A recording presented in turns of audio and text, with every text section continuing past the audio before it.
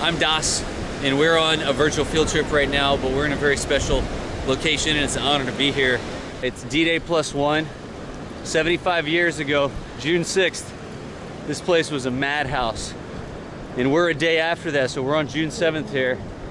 And we are walking up Omaha Beach. We parked, we walked down, a bunch of bagpipers were doing a memorial thing, past a line of deuce and a halves, turned and went down the beach. We actually walked through a bunker, an actual defensive part of the Atlantic Wall, German bunker that had been blown out, and you could see the concrete chunks missing from it. And we've walked mile and a half, I don't know, I'll look on the map later, all the way up the beach here to the primary assault point on Omaha Beach. And we've actually got our historian with us. You saw us yesterday, we were over at Arromanches. We saw some aircraft flyovers and drove on the beach in a Jeep, a little Willie's Jeep with a French guy and his son. And there's video of that, and if you compare the video of that with the video from today, it's a whole different vibe. I got to comment on that real quick, if you don't mind. Go ahead, go ahead. My novel is premised on what happening here failing. And as I was walking down the beach by myself for a good half hour, Yeah. I mean, I'm happy I wrote the book, and I think it underscores why what happened here and at all the other beaches 75 years ago yesterday was so important.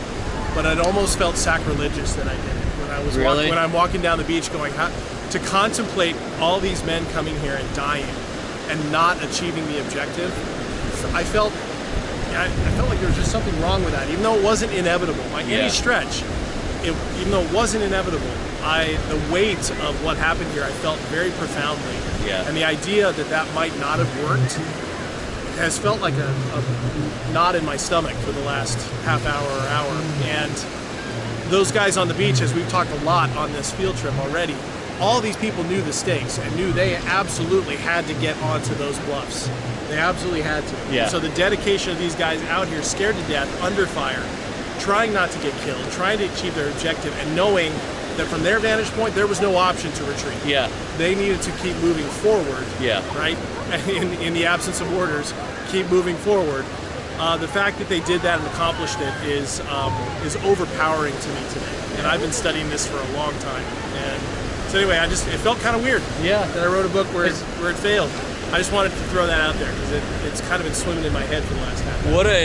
What if you wrote the fiction and it was that it succeeded? Right. And the reality was that it didn't. Right. Yeah, it's a scary thought. It's just a scary thought. Yeah. The idea of Nazi Germany throwing this assault back into the ocean and continuing to hold on to France and then losing the war anyway, which I think they would have, because the Soviet Union was so powerful. Right, but it would have led to Europe being occupied by Red Army tanks. Yeah. Not the best idea either.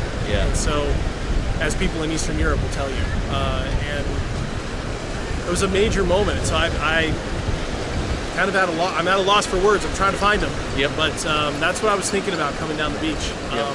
Thank God I wrote the fiction and not the history. Yeah.